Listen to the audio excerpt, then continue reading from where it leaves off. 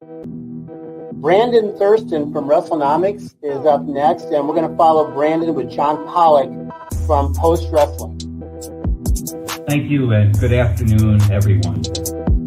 But we can't ignore the math, okay? We can't ignore the data. Go on Google Trends, type in your name, then type in mine. You're a straight line. I'm a pyramid.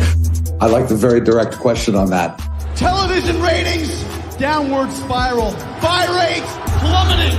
The time is now to turn the math around.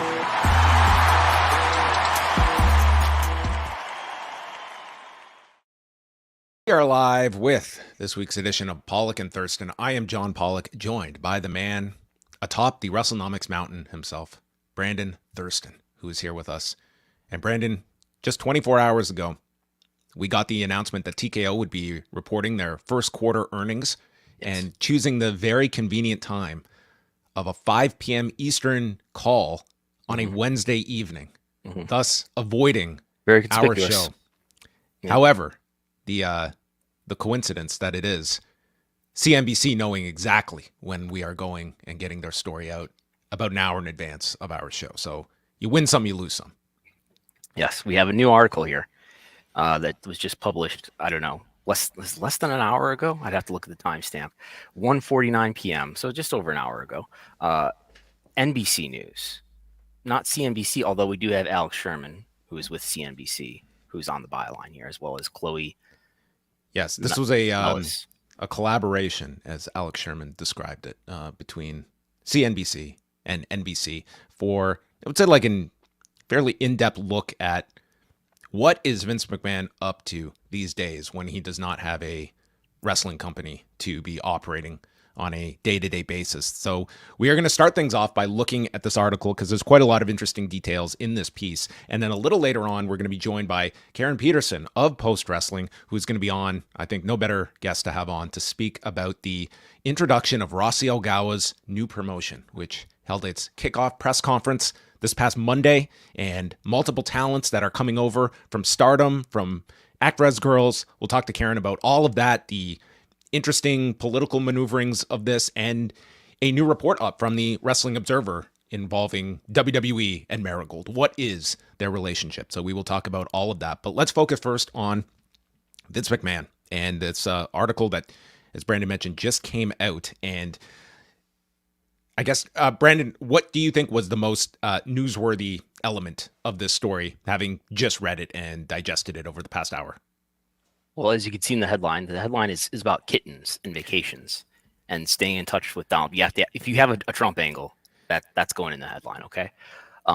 There has to be some like search engine optimization that takes Trump and kittens and Vince McMahon, and somehow this is going to be quite the unique search that targets many different audiences. So my main takeaways, if you want me to go through all of them, Dwayne Johnson is still talking to Vince McMahon. Dwayne Johnson, by the way, is both he's a wrestler, a talent, but he's also a member of the board, which contrasts with Mark Shapiro's comments months prior that we don't talk to him at all. He doesn't come into the office, et cetera, et cetera. Paul Levesque and Stephanie McMahon haven't talked to Vince regarding company matters, at least, since he resigned. That's very specific. Yes. I mean, maybe they're family. Maybe they're still speaking as family. Who knows? The article says some rank and file WWE employees have griped that the company hasn't done more to address the situation, according to an insider. We have a lengthy statement from Janel Grant's attorney, Ann Callis, a short statement from Vince's lawyer, Jessica Rosenberg. Vince doesn't believe that he'll be criminally charged as a result of the federal investigation that's going on, and he believes that the Grant lawsuit will be settled out of court, but Ann Callis denies that there have been any settlement talks with Vince. Yeah, and in addition to that, I think a noteworthy point that people will come out of this is the short paragraph that since he resigned, McMahon has been in touch with Dwayne "The Rock" Johnson and John Cena. Sources said Johnson and Cena, both Hollywood superstars, are two of WWE's biggest success stories.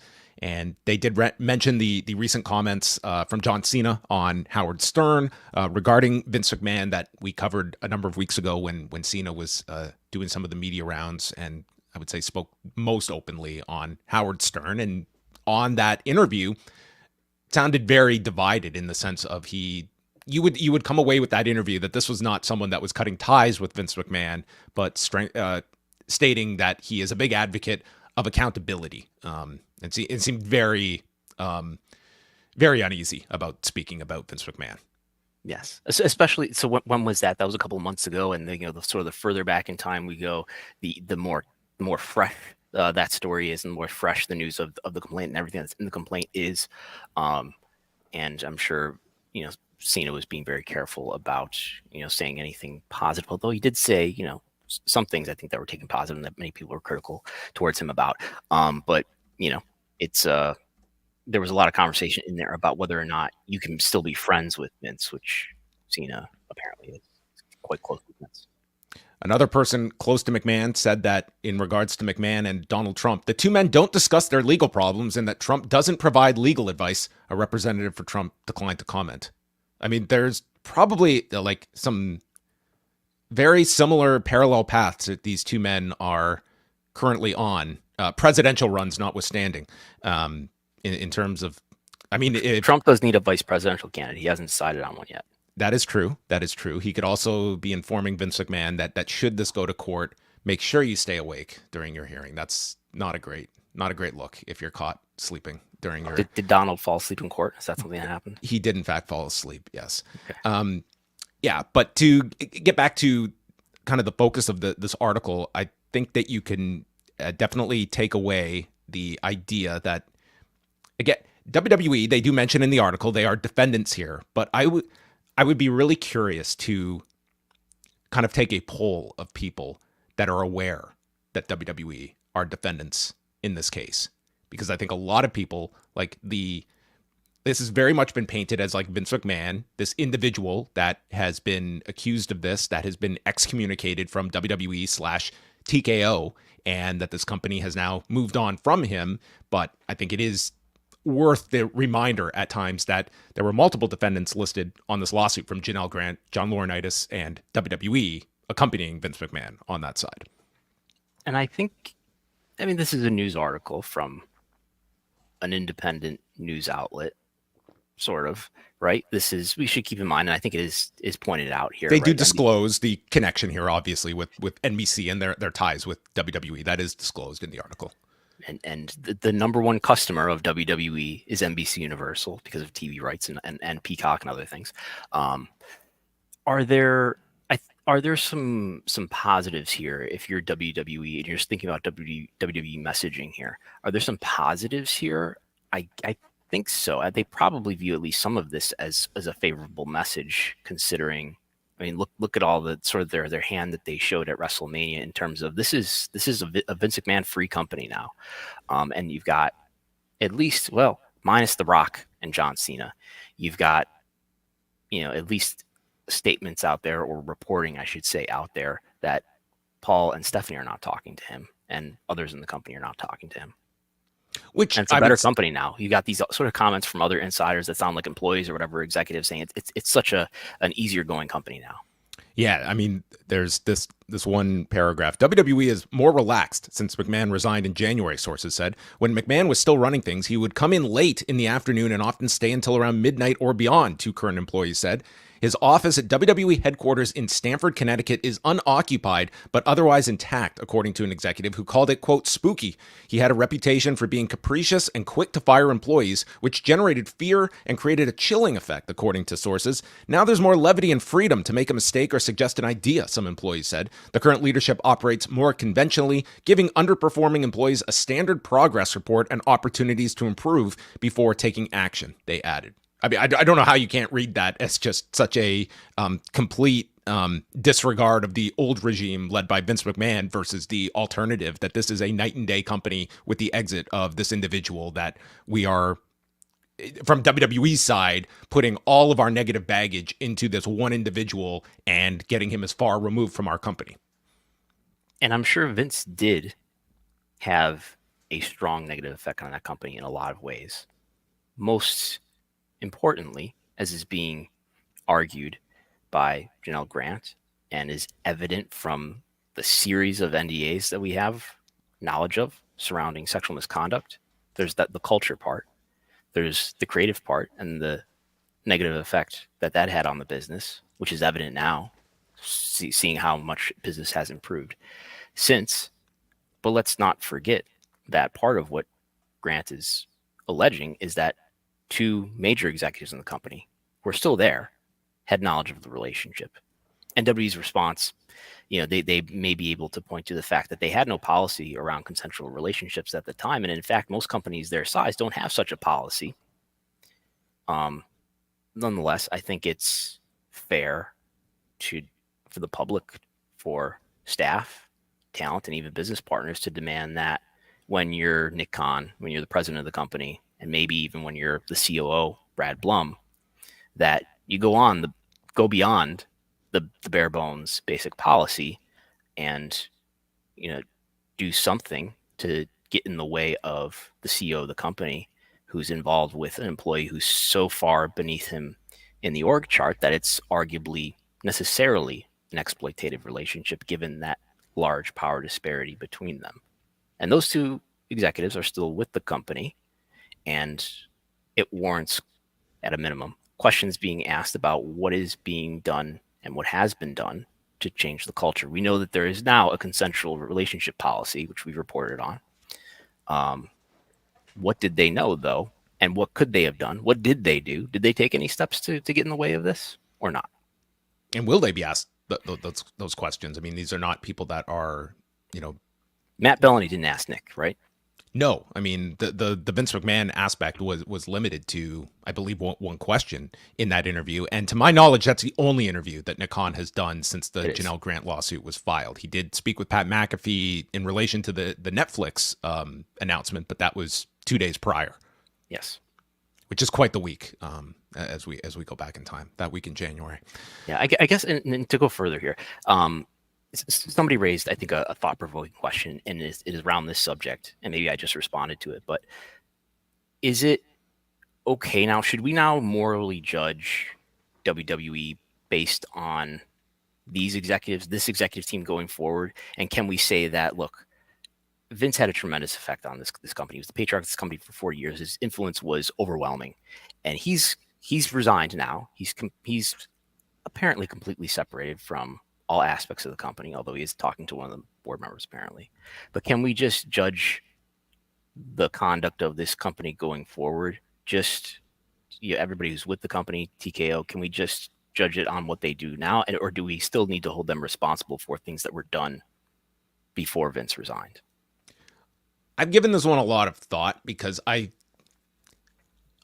give certain latitude to the fact that the Janel Grant lawsuit was beyond eye-opening because we went from kind of broad accusations that were brought out in the Wall Street Journal reporting to specifics and getting into just unquestionable evidence in the sense of text messages of just that alone has been a cause for them to believe that Vince McMahon does not occupy a position in this company just based on the text messages.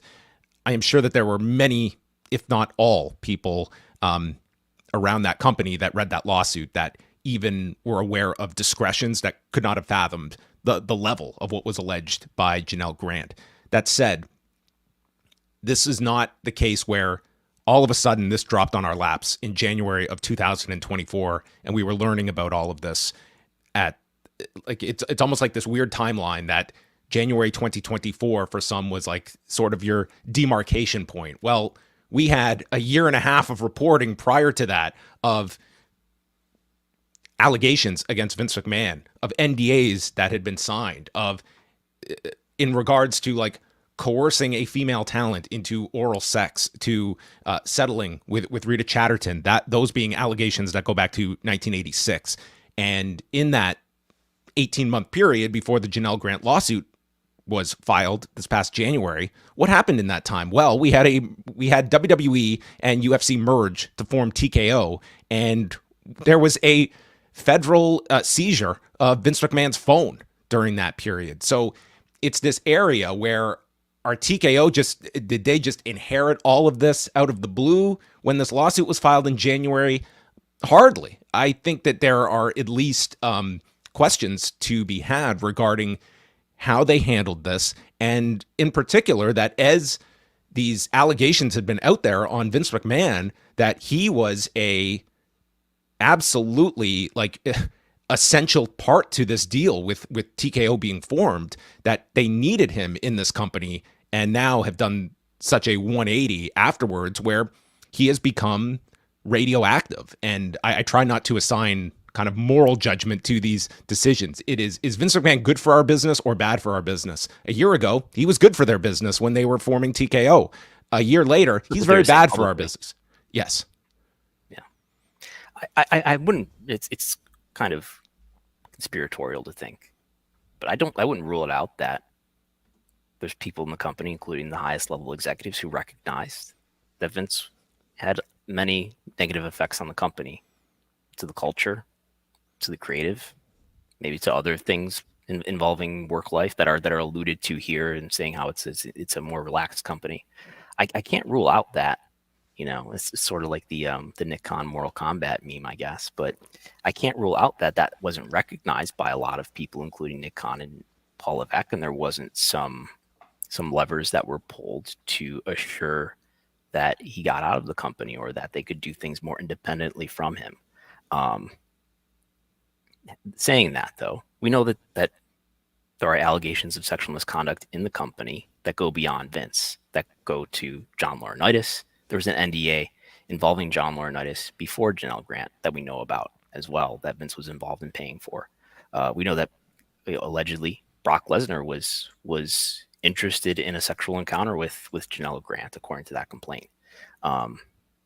You can make of it what you will, but the Drew Gulak story and Ronda Rousey, alleging that he pulled on her drawstring, and Ronda Rousey saying this says a lot about the culture. Did you hear how they've handled Drew Gulak? He's disappeared.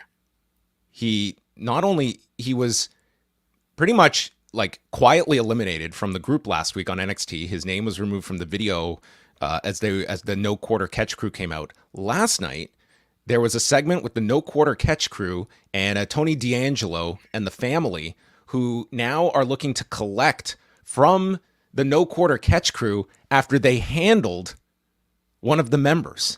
So they have, in storyline, you are led to believe that they have killed off Drew Gulak. He's sleeping with the fishes. That is how they were addressing it on Tuesday night on NXT. Okay. If I could finish the point, I guess I can't rule out that there wasn't some thought and effort towards getting Vince out of the company, or at least less involved in the company. But also, I look at Nick Khan, who's, very employable elsewhere. If the consequence for people, interrupting Vince McMahon's abuse of employees is that, they might lose their job. I mean, Nick Khan is loved by at least the sports media world, and I get the impression that he would have very little trouble finding a comparable job elsewhere if it came to a consequence of him losing his job or not. And you could argue even, getting in the way of misconduct would prove even further what a good executive he is. But we just don't know the story there, and I think that the fear, if that's the case, if something like this is in the realm of what's happened, there's too much cost in being publicly honest about Vince. Clearly, there's benefit in talking around it, having Stephanie come out and say this is better than all the other WrestleManias because this is the Paul Levesque era. But there's too much risk, apparently. I don't know if it's going to do, or there's just personal relationships that they don't want to risk damaging. There's all those things. Plus, it's hard to believe that Paul Levesque, in his many decades of being with this company and working with Vince, was not aware of some wrongdoing and improprieties. In the context, we have 7 NDAs that Vince has had various women agree to surrounding sexual misconduct. So what was he aware of? But again, I think they're perhaps afraid of being too honest about it and reaping whatever consequences come with that. I would agree. I think that this whole exercise that you've seen from WWE and ramping this up, I think a lot of it has been left to simply read between the lines of what was, like, without once stating the name Vince McMahon. It just felt like this was the shadow over WrestleMania. And I think that's going to be sort of the public presentation of this new era that is basically, it's the post Vince McMahon era, but we're not going to call it that. We're just going to call it the new era, the Paul Levesque era. And that does take us to the next earnings call that's coming up in May. And there's still these 8 million or so remaining shares that Vince McMahon is attached to that we got the update on late last week that have now been registered. And so what can you tell us about what is the process here for Vince McMahon? And do you take this as sort of Vince McMahon preparing for a complete divestiture of his TKO stock? So he's got 8 million shares that are registered for sale. And I've tried to learn a lot about this since this filing came out on Friday evening. So he has registered all of his remaining shares. Every last one of them are registered for sale. What does that mean?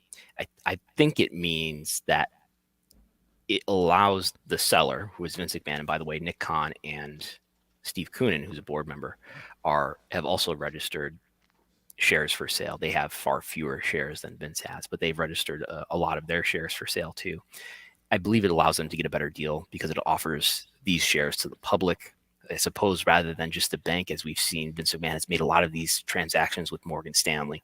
So perhaps this brings in more buyers. And as we know from our TV rights lessons, more buyers means a better price. So I guess that's what's happening here. The market value of these shares is about $778 million.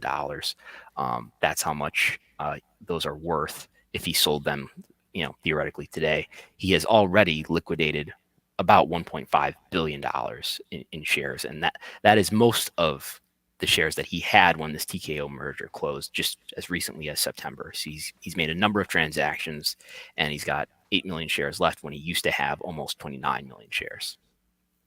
Yeah, I mean, it's an enormous amount of capital that Vince McMahon is going to have on hand, and that's obviously fueled all of the speculation of what is he gearing up for here, as opposed to, and I don't think you can come to a concrete answer, but I mean, it was asked last week on our show about this, what is Vince McMahon's no compete? And he's got a 1-year no compete that is up in January. Yes, he does. Listen, I don't discount anything in the sense if there's no federal investigation, if there is a settlement, if he goes to court with Janel Grant, it's a civil suit. He can start a new company and book it from jail. I mean, there's many different options for Vince McMahon. He'll be 79 this summer. I don't know. He's got a lot of money on hand to do as he so chooses. Just getting back to the article, a couple other points that did come up here. As Brandon mentioned, the fact that, from at least one source was the fact that they believe that there is not going to be any federal charges against them. They did reach out to a spokesperson for the U.S. Attorney's Office in the Southern District of New York who declined to comment.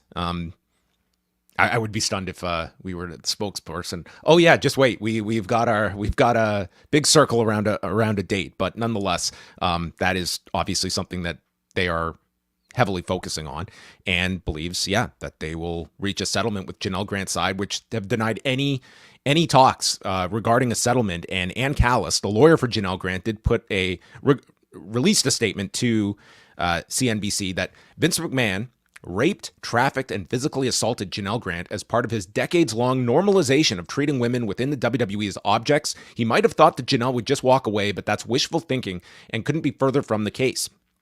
Every day, we are focused on adding it to our mountain of evidence, speaking with other victims, hiring renowned experts on sex trafficking, coercive control, and preparing to vociferously litigate this case. So I don't think you could get a more strongly worded rebuttal to the McMahon side of believing that there will be a settlement. I mean, there always could be. I mean, it's a civil suit is always about the monetary amount at the end, but I mean, there has been no wavering from the Janel Grant side about wanting to push this forward. We're very early in this case. All we really have is a complaint. Now we did learn today for sure that all three defendants were given their waiver of summons on March 15th, which means they have to respond by May 14th. And the first step here is probably going to be the defendants saying this NDA was violated. There's a dispute about this NDA, and this NDA says that when there's a dispute about this NDA, it's supposed to go to arbitration, which means none of us can see how this is dealt with. And Grant's side has already raised in the original complaint that there's like 4 reasons why this NDA shouldn't be enforced: because he broke it by stopping payment, because of the Speak Out Act, which is supposed to invalidate NDAs when it comes to sexual misconduct and sexual harassment. And there are other reasons that escape me that are also raised. But that's probably going to be the first big step and the first big ruling that this judge is going to have to make about whether or not this NDA is enforceable or it's not. Yeah, and I would say the only other thing, I mean, in the article, I guess my point is just to add we're probably not going to get a settlement until at least that happens, till we know how far this is going to go. Yeah, and the article just did note that currently Stephanie has no involvement in the company, which was reported by PW Insider right after WrestleMania weekend. Will that change? Will that evolve? Possible. I mean, there was certainly, like you could look at, putting Stephanie out there, like what kind of reaction was she going to receive? And I mean, it was largely a positive one, I would state, from the audience that view her very separately from, having a McMahon attached to the company that, seemed to be embraced in terms of that cameo at the start of the second night of WrestleMania. And logic would dictate that she is, if she does find a role with the company, I don't think it's going to be too surprising, but there is nothing, at least of any on paper involvement with the company. Right. And in the year plus since she's been gone, it's not like she's gotten a new role in a new company. We're not really sure what she's doing day to day, so it wouldn't be surprising if she does come back to the company at some point. All right, well, there you go. That is great reporting from CNBC and getting an update on the latest with Vince McMahon. So now we will focus things on a couple of other stories before we get to our guest, Karen Peterson, who will be joining us. We talked about Vince McMahon's stock situation, and I guess as you're looking ahead to this next earnings call, as much as we're talking about, this is so much of this exercise that we seem to be observing from WWE about moving to the post Vince McMahon era. Sometimes we get into the weeds about a lot of the more like awful accusations and stuff like that. And when it comes to the earnings call, like that's not really the forum to be having these kind of moral testings of, the quality of human being attached to this company. But when it comes to the stock situation, I think that is of great interest to this company. And what is Vince McMahon's involvement? Is he going to be completely divested? And what is WWE, TKO, and their relationship with Vince McMahon, given the fact that we did have that recent series of purchases of Vince McMahon's stock by Endeavor and TKO? Like, I would imagine Vince McMahon will be more focused on this call because there is this weird state of flux in terms of his attachment to the company. Yeah, and I think there'll be questions about, hopefully some clarification about whether Vince has expressed to them whether he's going to sell all of the remaining shares. On the previous earnings call, Mark Shapiro was pretty clear, I think Ari was too, that they're not having discussions, sort of a precursor to what he said later at a conference, that they're not having discussions with him about what his intentions are with the shares. Now that we've got a registration filing showing that he has registered all of his remaining shares for sale, hopefully they'll tell us something new if they know anything new.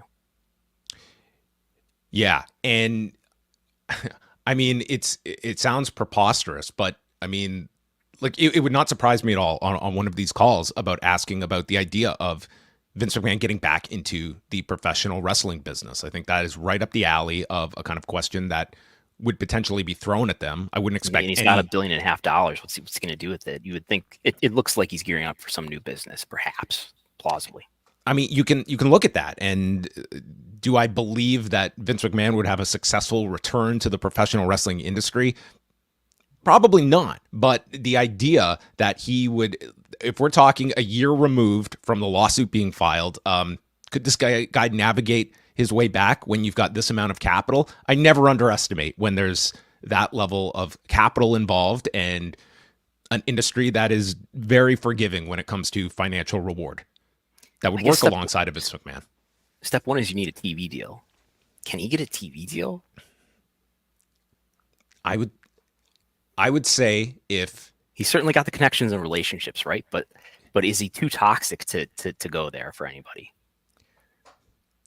I would like to say yes, but or sorry, I would like to say no, that he would be able to obtain a television deal, but I cannot say that with certainty. The Slim Jim doctrine has dictated that he's too much for some sponsors, at least.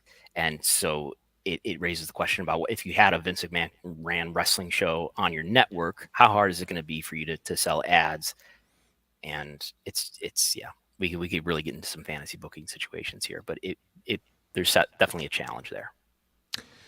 Let's quickly wanted to go over AEW put out their pay-per-view calendar for the entirety of 2024. So they have Dynasty this coming Sunday, and that will be followed by Double or Nothing, the usual Vegas show, Memorial Day weekend. Forbidden Door will be on Long Island, New York at the end of June, which we'll get to a super chat about. Interesting timing there in the New York market.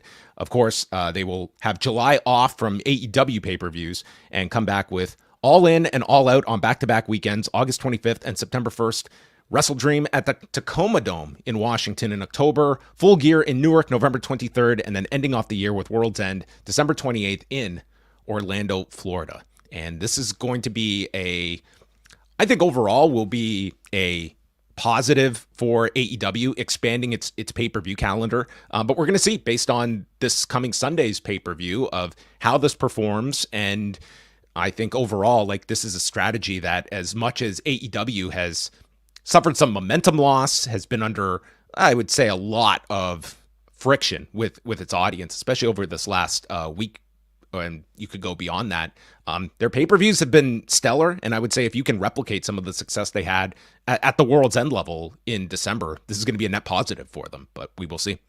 This will bring the total number of AEW pay-per-views for 2024 to 9, assuming there's no additional pay-per-views on top of this, right? Am I counting that right? Because there's only been one so far this year. Correct, yes. So that'll bring it to 9. I think Tony had said something to the effect of 9 to 10 on a conference call. By the way, there's a conference call with Tony tomorrow afternoon. But the new ones here are Forbidden Door. Will you be on the call? If I'm not busy, yes. The new ones here are Forbidden Door, not at Arthur Ashe Stadium, but on Long Island. Should we get to the question that we have? Yeah, let's take our super chat question because it segues into this very well. So from Hernice, who writes, interesting to have WWE run Madison Square Garden on the Friday and AEW running the UBS Arena on Sunday during the same weekend in June. And Hernice adds that his wife is due to give birth in July, so he won't be attending. Will both you and Wei come down to Long Island? Unlikely that I will be making my way down to Forbidden Door on Long Island. Not a 0% chance, but I'll classify it as a maybe. Brandon, are you looking at any travel plans? You had some very ambitious plans for the summer. Oh, yeah, that's probably not happening. I was considering going to the Bash in Berlin. I was considering going to London for All In. And then the very next weekend is Bash in Berlin, Germany. And then going to Chicago on the way home for All Out. I have talked myself out of that, I think. But I was strongly considering going to Forbidden Door, assuming that was going to be in Queens, in Flushing, at Arthur Ashe Stadium. But now I've looked at the map, and it's really inconvenient to try to go to Long Island because I'll be staying with family in Manhattan. So it makes it more difficult for me. I wouldn't completely rule it out, but it's less likely. I was not aware that there's an MSG show, apparently SmackDown, on the Friday before this. So that won't help the market. But Forbidden Door, it'll be interesting to see how Forbidden Door draws this time when you've got so many of the New Japan novelties as part of your regular roster here in the form of Will Ospreay and Kazuchika Okada. And not just New Japan talent, but you would assume that based on kind of the fortified relationship that you will get Stardom talent on the Forbidden Door show at the end of June. And I wonder if CMLL will get involved too. Oh, I mean, the doors are wide open. Maybe AAA and CMLL will open the Forbidden Door to each other, maybe. Well, the fact is that the Joshi scene has now grown by one with the announcement of a new promotion from Rossy Ogawa. And you know what? Giulia, right off the bat, one of the top stars with this new promotion, putting everyone on notice that before we get ahead of ourselves when it comes to the pronunciation, allowing us to know. It's not Marigold, it's Marigold. There you have it, everyone. Marigold. Okay. What's the difference? Yeah, it's the pronunciation of the A portion of it's like the goes name from of the Marigold to Marigold. Marigold. Maybe our guest at this time can give us the official pronunciation of this brand new promotion. Karen Peterson joining us, co-host of Post Pro Res and writer at large at Post Wrestling. Hello, Karen. Hi, gentlemen. How's it going? Happy Wednesday. Hi, Karen. We thank you so much for joining us. Karen is a very, very busy individual, and thankfully taking some time out to chat with us, because there was no one I wanted to speak with more about this this new company, Marigold. What is the official name of this company for us so simpletons? The full name. Oh wait, where did it go? I'm gonna totally butcher it if I don't look at it. Wait, where it is? Dream Star Fighting Marigold. So it's Marigold for like our Western palate, but the pronunciation they use is the Japanese pronunciation, which is Marigold. So, will you roll my eyes if I call it Marigold? Will that be acceptable as a naive Westerner? You are not a native speaker of Japanese. It's fine. They're not going to get offended if you say the name of the promotion in your native tongue. Well, this was quite the outfit, I will say, that Rossy Ogawa donned for this big announcement on Monday. The Hat Man himself. He has committed to the color palette of Marigold in the most Marigold of Marigold yellow. I mean, in terms of a setting, if you're not watching this with like the backdrop here, I mean, this like the set dressings were A+, if that is any indication of what this promotion is going to find success with. Karen, I know you very much. You have your ear to the ground. I don't think this came as a stunning, shocking announcement to you on Monday morning. But as we are 48 hours removed from this announcement, why don't you explain like the significance of this and how this is going to impact the Joshi scene, especially for some people that maybe don't fully understand kind of Rossy Ogawa and his impact on this scene going back decades. I mean, Rossy Ogawa has been in the game since, probably before I have been born. He's been in it for a very long time. And he, along with Nanae Takahashi, who was one of the announced core talent at this press conference, were two of the three original founders of Stardom in 2010. The third being one Fuka Kakimoto, who showed up with 6 girls from Actress Girls during this press conference. So it's one of those things where it's a kind of a reuniting of the Musketeers, in the sense that a lot of people who have history in Stardom are now coming together as one after their paths have diverged in different directions. So it's really fascinating because it really lends to how beloved Rossy is by the Japanese scene. And I know it's not everybody loves Rossy. People have everybody has their own personal opinions and a personal approach on it, but he truly has a mind for the business. Yes, some of his things and approaches are very antiquated, and we will get into that. But Japan as a whole is not as progressive as we would like to think, and I do have some notes on that we're gonna have to go over. But it's just one of those things where it's just like more places for people to work is always a good thing. More opportunities for women in wrestling is always a good thing. So when you think about when the Elite established AEW and they were from their departure from New Japan, started a whole new promotion. Look at it now, 4 or 5 years later. It's the same thing. Yes, when it comes to like plants, a plant can only grow so far before you have to prune it so it can continue growing. So in this sense, they just planted it and replanted another part of it. So now another branch is growing in a different direction, and that's okay.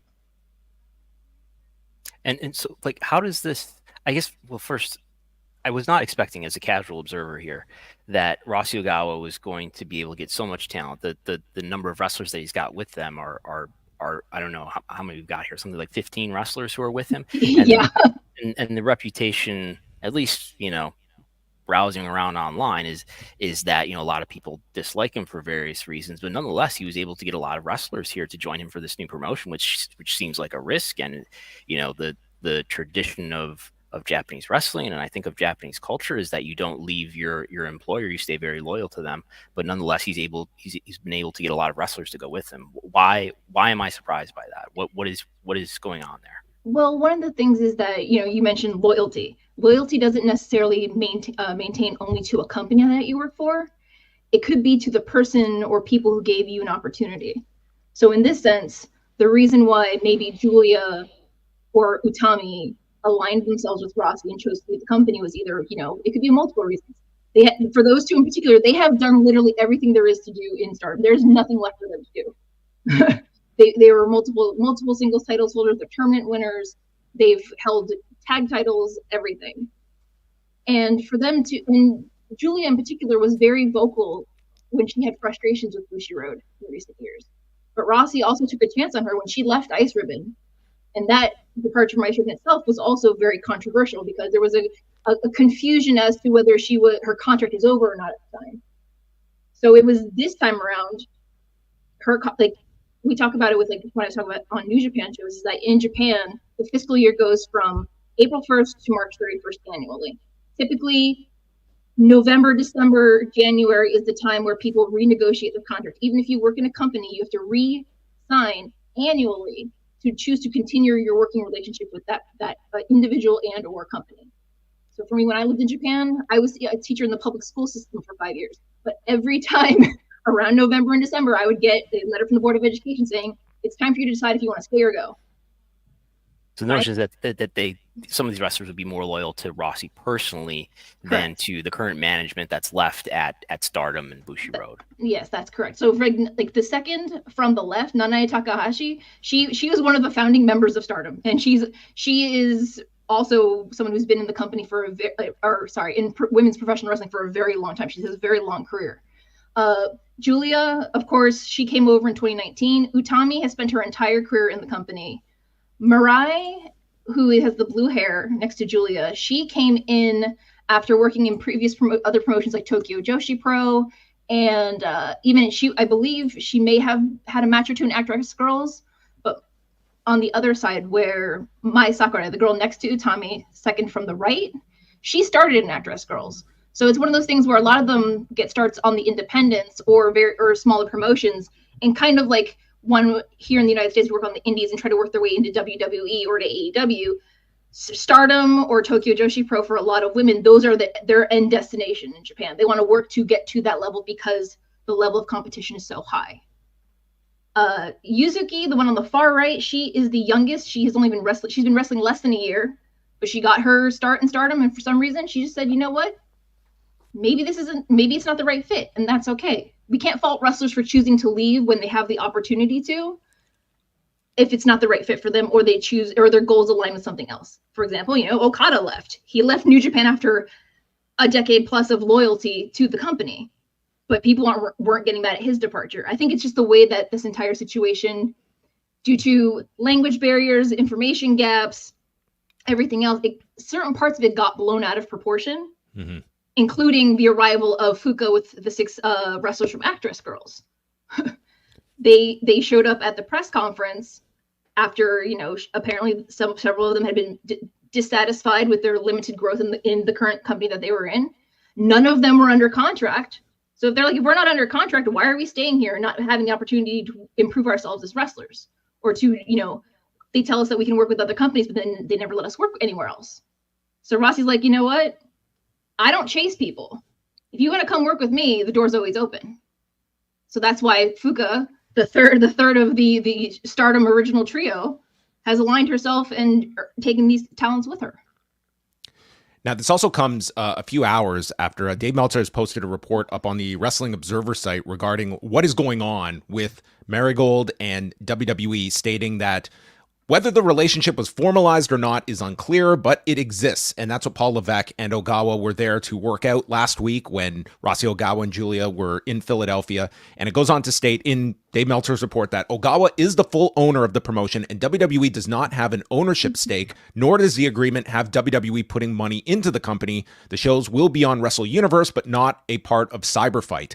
So that's another, interesting aspect to all of this, is that it does feel as though we have, Stardom doubling down its relationship with AEW, whether it is concrete pen to paper yet, relationship between this company and WWE. And I think like the Wrestle Universe aspect of this is also important because it does give a very good platform for Marigold right off the bat, where it's not asking you to pick up another brand new startup service or something like that, and you had this link to Noah that we saw as early as this past Monday with the angle they shot. I mean, for those who follow my work over at Post, especially on when I talk with WH and Post Pro Res or Bruce with the New Japan reviews, I am a very big advocate for Wrestle Universe, because for less than $10, there are at least 7 to 8 promotions I have an option to watch, whether it's DDT, Pro Wrestling Noah, Tokyo Joshi Pro, Gambari Pro, Basara is still on there, Sendai Girls has started streaming on there, Prominence occasionally has shows on there, and it's a great platform, very easy to navigate. And again, as a Mac user, it's very Mac compatible, which makes me happy. So for those who have listened to my review when we first started talking about Rossy getting released a couple of months ago, there was that article that had Sanshiro Takagi from DDT, Rossy, and Shuji Ishikawa. And I made the joke, well, what if they all work together? And now 2 months later, Giulia, day 1 of her free agency on April 1st, is rocking up at Noah Monday Magic. And like less than 2 weeks later, she's showing up with her friends. And they've set up a show for May 4th. Mm-hmm. And the difference here, though, as opposed to all these other companies that are on Wrestle Universe, those companies are owned by Cyberfight. But there's no indication that Marigold is. I believe Marigold is going to be an independent promotion that is using the streaming platform. So if you look at the menu bar that's on the left-hand side, you'll see Tokyo Joshi Pro, DDT, Noah. Those top 3 are owned by Cyberfight. In April of this year, Gambari Pro, the 4th one, they've gone independent, but it seems they're still working together to use the platform to stream their content. So again, not every company that streams on this platform are owned by Cyberfight.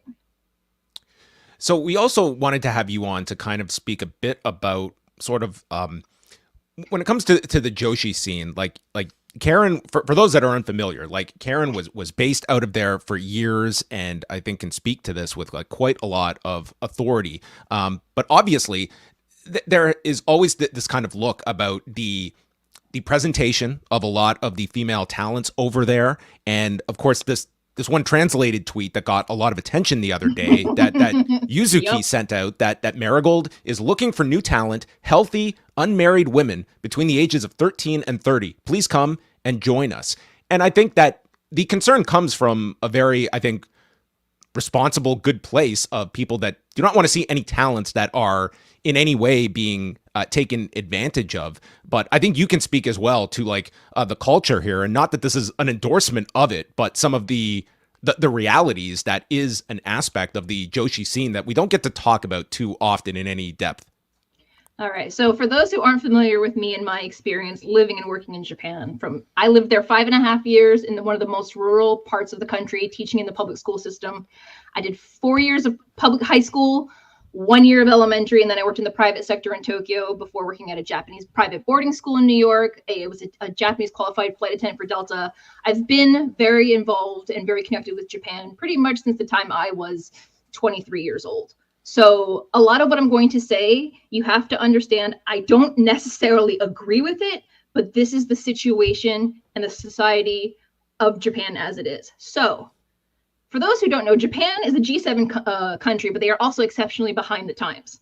So when this tweet came out, it was tweeted verbatim, which of course, when you hear a new women's promotion coming out with, we want able-bodied, healthy, athletic girls that are between the ages of 13 and 30 unmarried. Of course, in a Western mindset, it's like, what's going on? Why is this okay? In Japan, it's one of those things where this happened at the press conference unveiling the promotion. Correct. It was part of her opportunity to talk, because in the group, she is the youngest. Yuzuki is 19 years old. So her goal is to become the next ace of Marigold. So they're going to be poising her at some point to become the company's future ace. Now what's kind of a little bit lost in translation is that this specifically talks to, one moment.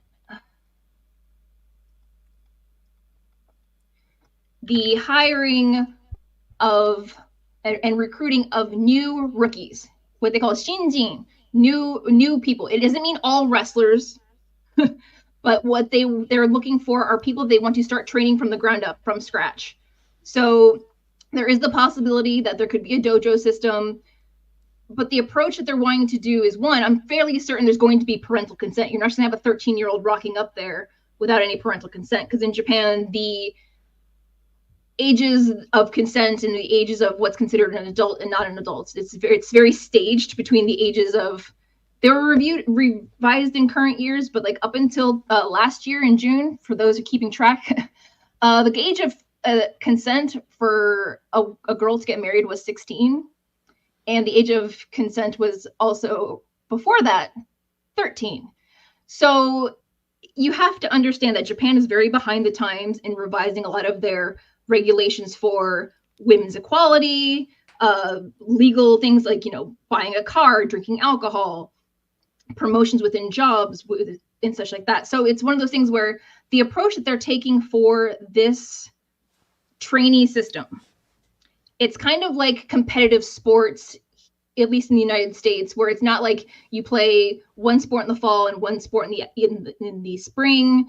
It's like year round, very much like school is year round. So, but it's more like your competitive sports, like your cheerleading, your dancing, baseball, stuff like that, where you are going to be dedicating all of your free time to this one thing. Unfortunately, while there is the growing movement within Japan for women to also be the ones to have it all, where we can have a family, have a job, have a career, have kids, it's still a new concept to many people over there. So it very much becomes you have to choose between having a significant other or having a career, between school and having a job, between having kids and staying at home and like raising those kids and running your household, or trying to do all that without getting the support of your family members or your friends.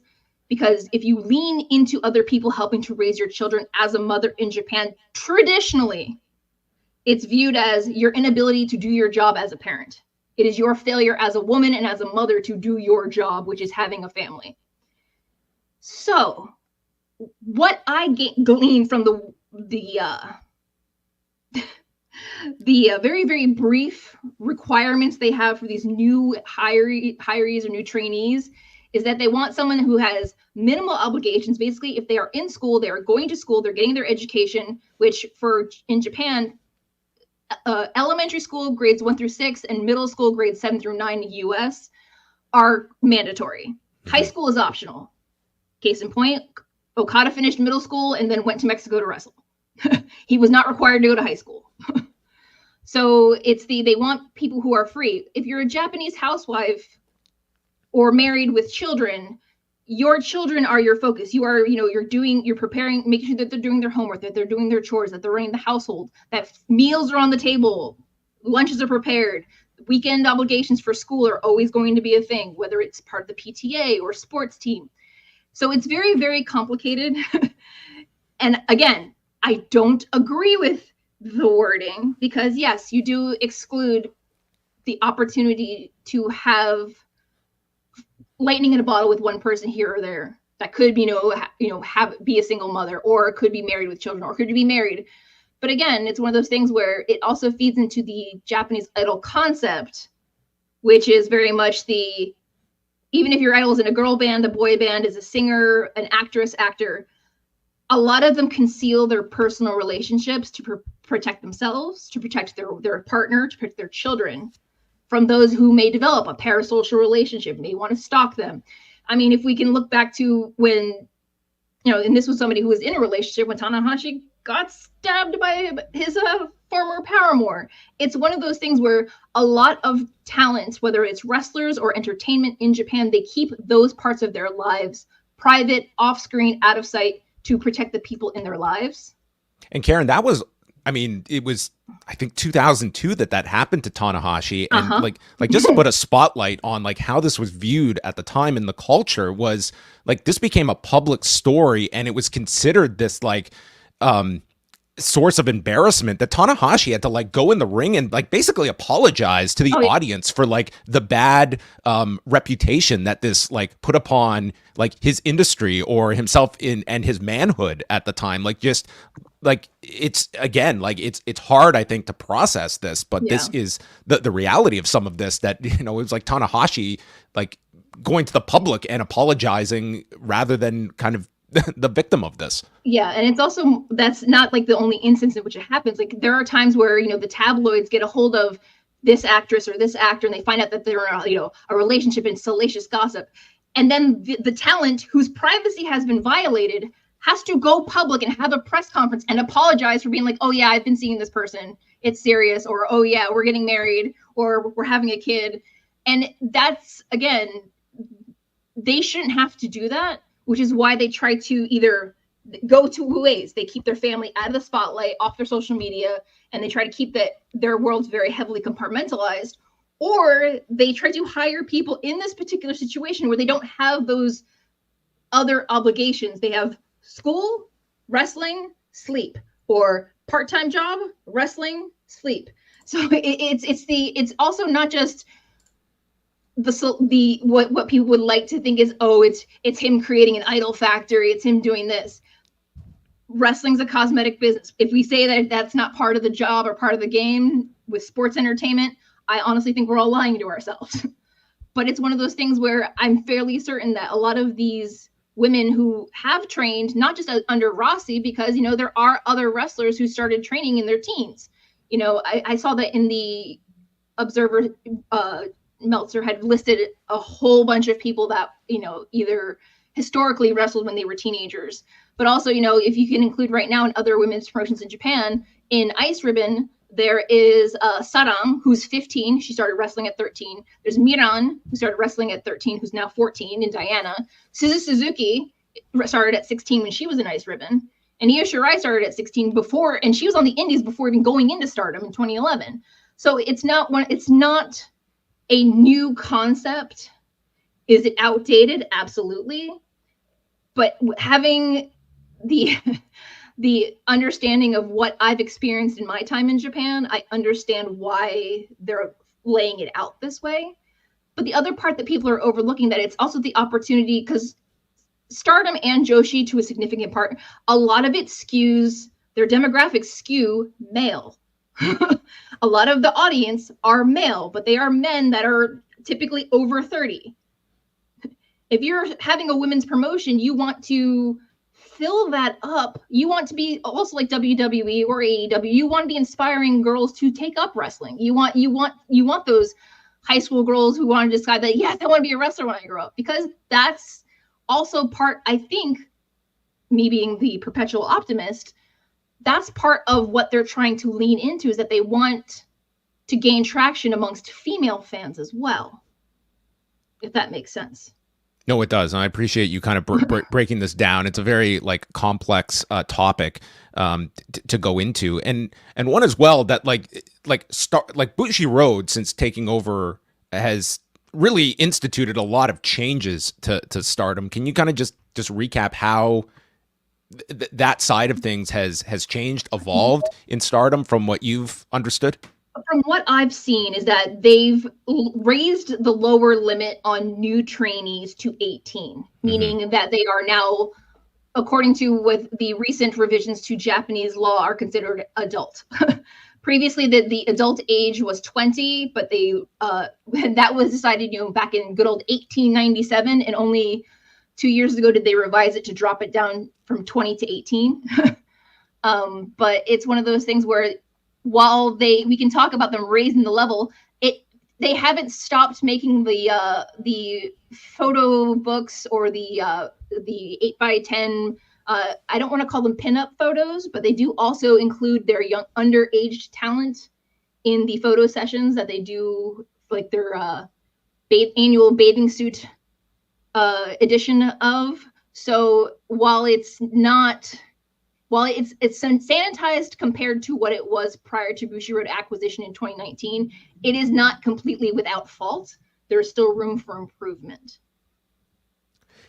And what do you look at in terms of how seismic this move is going to be for the industry, specifically as it regards Stardom? Are you looking at this from the side that this is going to provide more full-time positions for female talent? Do you feel that there is the audience that can support both companies in such a level that you can have these two companies find success? Or is there going to be some, reduction in support from Stardom, that there may be a fan base that is also loyal to a Rossy Ogawa led wrestling company.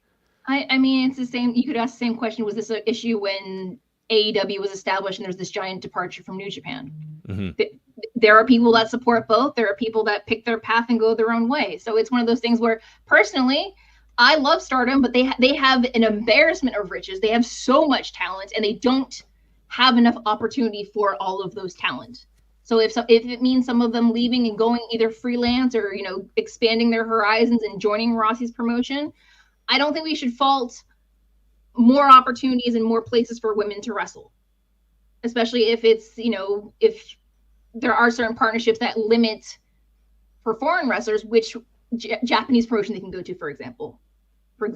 If Stardom and AEW close ranks, does that mean that people who would want to work Stardom and Tokyo Joshi, do they have to pick one or the other at this point? So it boils down to like tribalism, really. It's like, who are you willing to support? And for me, it's like I have favorites in this new promotion, and I have favorites that stayed in Stardom, and I have favorites that left Stardom and went back to WWE. So it's budgeting your time and finding out what works for you. Are you telling me we can't have competing fan bases that just respectfully get along and respect people's different tastes in pro wrestling? Are you telling me something that's... I would love a world where people would just let people like what they like and mind their own business and stop being tribal. But there's still going to be that group that are going to tell you that X is better than Y and the sky is red on Wednesdays. It is what it is. I just want everyone to succeed. Just because Marigold getting started and I'm excited about that doesn't mean I love Stardom any less, because I still love Stardom very much. Just because Okada left New Japan doesn't mean I love New Japan less. It's one of those things where we have a virtual buffet of options. If you go to a buffet, you don't eat all the options. If you do, you're very ambitious and you might get a bit of a tummy ache, but that's okay. It's your choice. Well, Karen, I want to thank you so much for taking some time out, chatting all about things Marigold, as we will look ahead. Their debut is May the 20th at Korakuen Hall, and you can do yourselves a favor and keep up to date on all of Karen's great work up on Post Wrestling with Post Pro Res. She does monthly New Japan reviews with Bruce Lord, and of course Dream Slam Monthly, which is your once a month digest into everything in the Joshi scene from company to company. Karen's got you covered. So, Karen, anything else you want to throw out there for people to check out that you're working on? Oh, right now, there are some irons in the fire, as it were. So just, hang around Dream Slam Monthly and see what's going on. Maybe check out the Post Wrestling Cafe. You'll have to hang out with us. That's all. That's a perfect tease for everybody out there. Well, thank you so much, Karen, and we appreciate you very much stopping by on the show today. No problem, guys. I'll talk to you soon. Bye. All right, Karen Peterson joining us to speak about this. So I didn't even really get to get some of your thoughts, Brandon, as someone that, has your eye on all the different scenes in the world. Like, what did you just, especially from the side of like the WWE and obviously having some form of a relationship with this company, what you could see this maturing into and what it means when... Yeah, essentially, WWE and AEW, they have their alliances now between these two competing promotions in Japan. We saw the beginning of a little bit of it, right, with Nakamura going over to work with Kishimoto around his retirement, and that was early 2023, right? So we're into the sort of post Vince period there. At least him not being as involved in creative and probably putting his foot down on any sort of cooperation with any other companies. But it does point to some awareness and motivation in WWE to try to make relationships with other companies, which is, I mean, really since the 90s, right, is pretty unprecedented for WWE. WWE used to have relationships with All Japan in the late 90s and New Japan in the 80s, right? Yeah. Where in past guest Brad Baluchian outlined in the book was their accountant was like, wait, we're just sending talent to New Japan? Let's get some money out of them. And that was pretty significant in advance of the first WrestleMania, was New Japan suddenly paying like a pretty premium fee to have this relationship with WWF. And I guess it extends to like all their developmental territories where they had relationships with IWA Puerto Rico, right? And of course Ohio Valley, and they've sort of taken it all in house, over the last since the last 10 years or so. But yeah, I guess you look at AEW having more of a relationship here with Stardom, and they want to have some sort of relationship with women's wrestling, especially in Japan, because there are so many strong wrestlers who are women in Japan that could really help WWE, I suppose. So it'll be interesting to see how the politics play out, I guess, when it comes to who's making relationships with WWE and who's making relationships with AEW. And it does get closer also to the speculation that we heard just before the pandemic that, NXT's all over the world, including in Japan. And of course that never came to fruition, but maybe this is some sort of makeshift of that. Yeah. And how far are we from Nick Khan's Bloodsport? Right. He's a big Bloodsport fan, I've heard. Has seen it live in person, taking photos in Philadelphia. So we will see what the relationship is there.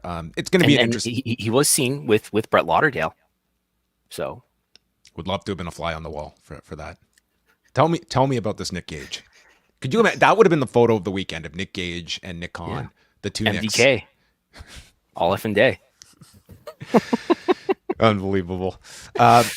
Before we wrap things up, I wanted to chat just a little bit and kind of get your thoughts too, because sometimes we kind of get very vain and talk about ourselves and sort of the larger kind of media and its role in not just professional wrestling, but this is more so on the mixed martial arts side, because I can't help but notice over this, especially this last month, where it's just been several key events that have really painted to me like a bit of a dire picture. Like, number one, we have right before the UFC antitrust lawsuit was settled, the site that had been doing the lion's share of the coverage of that suit for the past decade was Bloody Elbow, and it was sold. And then, it's taken a much different direction at this point. You have the fighter lawsuit settled, which was a major victory for UFC to have those lawsuits off of their periphery. And you couple that with the fact that, the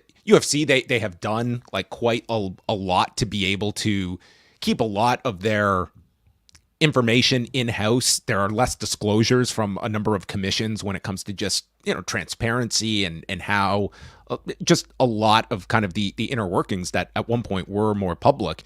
And then you look to this past weekend and Mark Raimondi, who has been doing a lot of serious journalism in MMA throughout his career for over a decade. He's staying with ESPN, but now moving to become a beat writer with the Atlanta Falcons. And then on Tuesday, Stephen Morocco, who is another like really well-tenured reporter, was let go by MMA Fighting. You're seeing like some key people that are leaving the space that were doing the, like, I would say the hard journalism in mixed martial arts. And, we can certainly contrast this to professional wrestling, but it does give me like a concern about where this is going. There has never, I felt, been a period where there, like, beyond your own personal belief that transparency is important and holding major companies to account is of importance. If you don't come into this industry with those ideals and those hopes, like, it's not as though this is a lucrative avenue to be taking up in media. And where are things going to be going? And I would say like it's a period where like the UFC is just a behemoth of power, and it just feels like the checks and balances are much less than even they were 6 weeks ago. And I just see this trend continuing, unfortunately. Yeah, we can add that Andreas Hale has been hired by ESPN to basically take Mark Raimondi's role as the MMA reporter. You're telling me that media coverage is not a very lucrative job to get into. Is that what you're saying here? I am so sorry to inform you, Brandon, this late into your tenure, that I don't know if this is going to give you that that vacation home that you were hoping for. I was walking the other day, and I was sort of realizing, maybe I was listening to an old Between the Sheets talk about previous times and UFC's struggles in the early 2000s and so forth, and how remarkable it is based on how many struggles they had in the early 2000s and how much stronger WWE was at that time, having just, WCW just went out of business. And here we are today, and UFC in terms of revenue generation, they're nearly equal, but UFC is more profitable. And if profit is your measure for power, they're the more powerful entity. But I don't know, does wrestling lend itself to like the curiosity and scrutiny more so than other, fields and endeavors because of this, just the kayfabe and the curiosity around it, and the fact that the matches are predetermined. But in terms of, we've got two companies here under one roof that are not, relative to other sports, are not the greatest towards their talent or their fighters in the case of UFC. And there's very little leverage that fighters or pro wrestlers have. I know we heard Mark Shapiro say, as long as you're winning, we pay you better than anybody else in MMA. I suspect that's true relative to what Bellator or PFL are paying people. But certainly in terms of other associations, other players associations, there's nothing like that. And there's very little hope that there's going to be anything like that in the near future. Yeah. I mean, it's just somewhat just like dawned on me, like being in this space as long as I have and being familiar with sort of the ebbs and flows of just the overall, like, not to say that MMA media is like in this horrific spot, but I certainly just have seen like some of the most like significant reporters that have been like ostracized from the industry. Like if you want to go back to like Josh Gross, who, I mean, that's a guy who should be covering MMA on a day-to-day basis, but was unable to attend UFC events and had to really struggle just to, continue in this space. There's very few people that, you look at and Josh Gross, he had his issues with the UFC. And then of course, Ariel Helwani, everyone associates, that one big incident at ahead of UFC 200 when he reported the Brock Lesnar story. Yeah, exactly. And, in the fallout of that, him and two of his coworkers were thrown out of the building. And the idea was that, you will never be back here. And it was only because there was this groundswell of support over this that they were brought back and restored their credentials. But if you're a young reporter that's getting into this, and the idea of reporting on fights, like, what do you take from that experience that you have nowhere near the level of notoriety of an Ariel Helwani that's going to get that attention? It tells you not to even chase these stories from the get-go, and how many people that, a lot of reporters get into this by being fans first. And if you're observing all of this from the outside and now you're entering this industry, like, it's almost telling you like what stories to chase and what not, as long as you want to have access here. And as long as these bigger sites are valuing your access to be able to be credentialed and go to events, that's a premium for us hiring you, then you're explicitly telling people to, you can report, but you go outside the lines, you're of no value to us. And I think that's a really dangerous spot. And I just don't see that curbing itself. Like I compare it to pro wrestling. Like I just feel like there's certain aspects that, you are, I can say, like, you are not necessarily incentivized to go after some of these, tougher stories. And I think that's a really depressing thought, that I just don't know where this is going to be in like 5 years' time, and how many people are even going to be choosing to go down this road. I can't help but think this is turning into a therapy session for me, Brandon. Make me feel better. I can't help but think of, is it a book, Manufacturing Consent by Noam Chomsky, in that I think the point that he's raising there is that media companies, that is journalism companies, if you will, are controlled by corporate interests. I mean, ESPN is controlled by Disney, which has a deal with UFC in this case. NBC is the biggest partner for WWE, as we just discussed. And the people who get to be the reporters, or who get to have a column or something like that, they think they're being honest, and perhaps they are. But the only people who get to have those kinds of positions are the kinds of people who have the agendas and the opinions that are palatable for the corporate interests that are involved. And the people who actually drive transparency, the argument goes, the people who are actually doing real reporting that's taking power to account, they're hidden in the shadows, like us here in the shadows here on Post Wrestling and Wrestlenomics, perhaps. And I like the shadows. I'm happy with the shadows. And maybe that's how it is. But I think there's something to being independent in the internet age too that has really allowed us to make a sustainable business out of this, though. I think that's where you're going to see things. It's more so the middle that I think is going to be at most like impacted. Like you will have people that are with big enterprise outlets that, maybe they will have an MMA division, or you're with like a major, like an ESPN, for instance. And then it's going to be a big gap to sort of like along the lines of us who are like running like small operations, but are able to do it in a efficient way. And I think like those are going to be sort of your examples. And the trade-off is that you have a brand that may mean something to your incumbent audience, but when it comes to reaching out to people for comment, they don't know what your brand is, as opposed to being like, oh, this is from ESPN, this is from NBC, this is serious. And it's much easier to get responses from people, not to mention a much larger audience. Well, there you go. This moment brought to you by Post Wrestling and Wrestlenomics for the protection. Sign up for Patreon. Yes, that's it. Last thing here. Let's just go through some ratings notes. By the way, so AEW is going to be entering the NBA playoff schedule craze over the next while. So there's no Rampage this Friday. We get a 3-hour block on Saturday night with Collision and Rampage. So cancel your Saturday night plans. You got 3 hours of AEW before a 5-hour pay-per-view the night before. And then next week on the TNT schedule, it's also listing Rampage for Saturday night, with Collision currently listed for an 8:30 start Eastern after the NBA coverage. So I feel that the Rampage is going to be bouncing around all over the place, and we will see how much this impacts the schedule. And if Dynamite is thrown around too. But this is typically the most chaotic season when it comes to AEW programming. Preemptions are a good metric. I think I said this last time. There were a lot of preemptions that we don't pay enough attention to, in that a network tells you how important a show is based on how many times it's preempted. And Dynamite almost never gets preempted, right? But we have seen quite a few preemptions for Rampage, and to some extent Collision as well. So this past Saturday, we had Collision doing 467,000 viewers and a 0.13, followed by the 10th edition of Battle of the Belts. We're already at 10, 422,000 viewers and a 0.11. This was going up against, would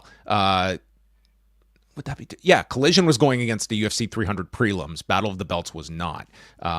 So I would say, all things considered, I mean, Collision largely stayed, at least in overall audience, was relatively similar to last week. Although last week was the late start, right, for Collision, that had that big lead in, huge quarter-hour one. Yeah. And did see 13% drop in the demo. And the UFC 300 prelims did over 1.8 million viewers on ESPN for the 8 to 10 Eastern block of fights, over 1.1 million in the 18 to 49 demo. So it was a very, very big number for the prelims. And then taking us to Raw on Monday, 1,807,000 viewers and a 0.61 in the demo. Their largest audience besides last week, which was a monster. Taking out last week, their largest since February the 19th, and doing over 1.9 million viewers for the opening hour. So I would say for your week after the WrestleMania boom that you had coming off of that weekend, I mean, it seems like they are in a pretty good spot at the moment, and we've got a draft coming up soon as well, Brandon. The WNBA draft? That already happened. That's it. Caitlin Clark signed with SmackDown, and we'll be taking on Jade Cargill. Now, you look at the year-over-year numbers here, both in the demo and PT Plus total audience for our newcomers. We're early in Q2 here, right? We're only a couple of weeks, but we do have some comparisons, and they're both up.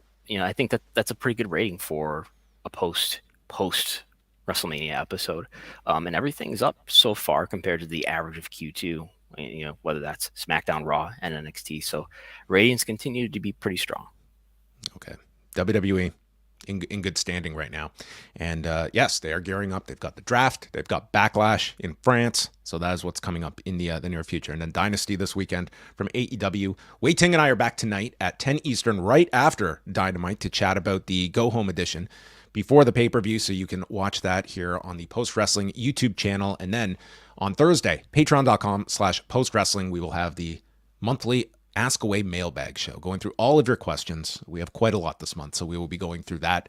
Brandon, of course, will have Wrestlenomics live this Sunday, 11 a.m. Eastern time. He is free of travel, eclipses, so Sunday, your Sunday morning routine is all set for this coming weekend.